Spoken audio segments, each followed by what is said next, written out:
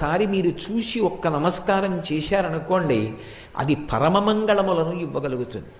రెండు, హనుమ యొక్క ఉపాసనలో ఉన్నటువంటి అత్యద్భుతమైన విషయం, ప్రతిరోజు హనుమ యొక్క ముఖాన్ని ఎవరు చూస్తారో, ఎవరు ఆయనకి నమస్కారం చేస్తారో అటువంటి వారి యొక్క అజ్ఞానము తొలగిపోతుంది. చాలా తొందరగా వారికి జ్ఞానకటాక్షము కలిగేటటువంటి అదృష్టాన్ని పొందుతారు.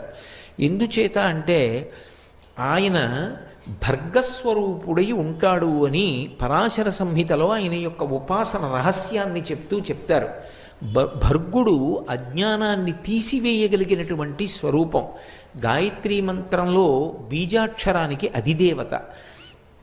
అటువంటి భర్గస్వరూపుడైనటువంటి హనుమ యొక్క ముఖాన్ని, ఆయన యొక్క రూపాన్ని ఎవరు చూస్తారో వారికి మంగళములు ఇవ్వబడతాయి. అందున ప్రత్యేక